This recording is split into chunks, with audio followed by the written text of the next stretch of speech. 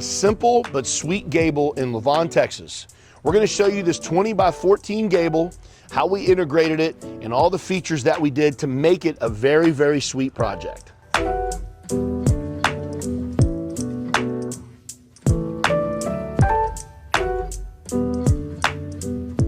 So with this gable project here in Lavon, Texas, the client had a very, very small, almost no patio.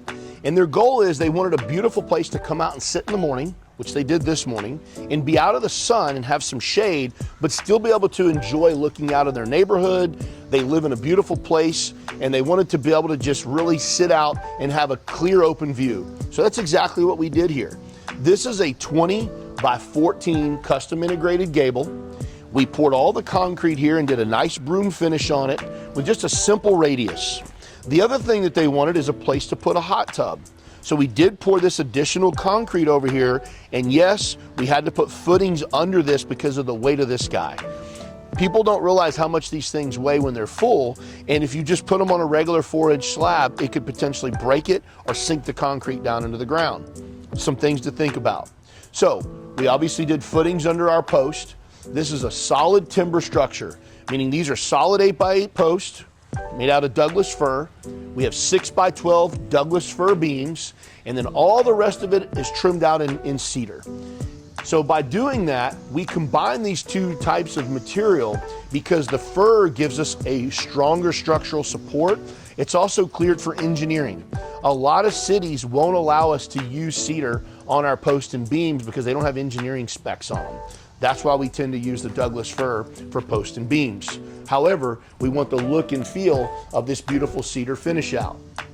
Now, one of the things we did is they wanted to do a gable as opposed to a hip or a single pitch because they wanted to walk out of that door and be under a nice tall 14-foot ceiling. That does two things. It makes the space feel much larger. It makes them feel like they have a lot more breathing room and a lot more natural light coming in because of the open gable up top. So even though their house faces north and south, the sun goes right over the top and you can kind of see where it lands, and the gable gives them the perfect setting to sit right out here in a nice open air space. Those are always things you want to think about whenever you're doing your project at home. Not just the roof type, but the purpose of it, what you're going to be doing in it, where the sun is, where's the rain, which direction does your house face. A couple other things they wanted to do is we added some extra outlets because they're obviously going to put a TV over there. We did 2 fans and 6 lights. The reason they did that is because of the trajectory of these fans. They wanted the air from the fans to come down in a particular space, whereas if you go with one large fan, the trajectory of the air is much broader. But they were going to be sitting right here in the middle of the patio, and these fans do a great job putting air exactly where they want. The 6 lights came into play because they fit better between 2 fans.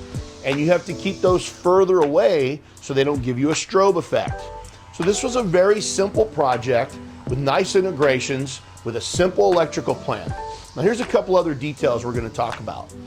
When we integrated this into the house, we had a hard stop on this soffit and fascia, which we cut out from the old patio, and we transitioned from a painted soffit and fascia into a cedar structure.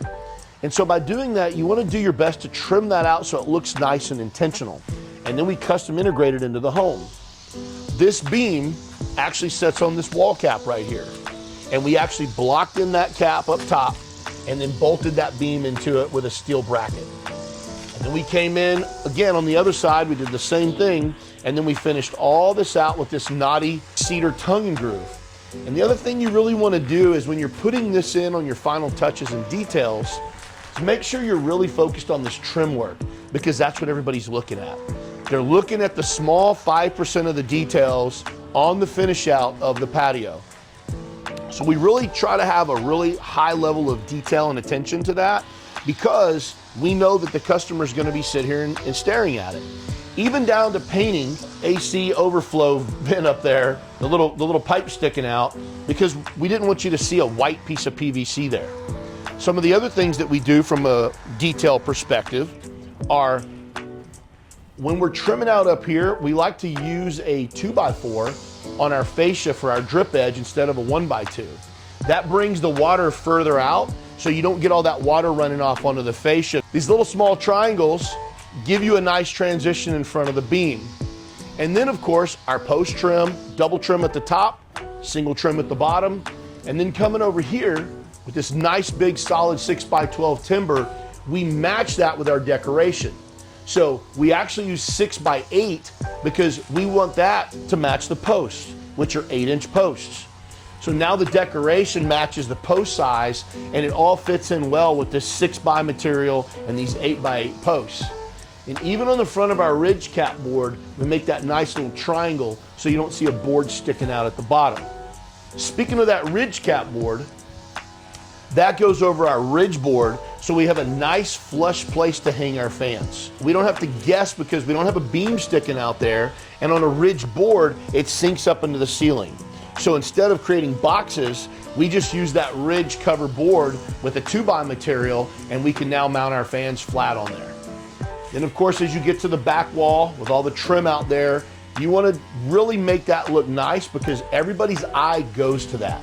You're going to look up at that beautiful tongue and groove and see how well it's trimmed out. Even though we have a varying roof height on the house, we've done a good job making those transitions. You can see your soldier brick there, and then it drops down over here when it gets to this gable section of the home. The other thing on this project is the gutters. You always want to put gutters because if you don't, you're going to have a big downpour of water when it rains. It will also erode the grass line against your sidewalk or against your concrete because of all the water coming down. Then you're going to have a constant erosion issue. So put gutters on it. In this case, we had such a short run, we didn't even need a downspout. We literally ran that gutter back to the house, and it dumps into the gutter on the house and goes around to the downspout.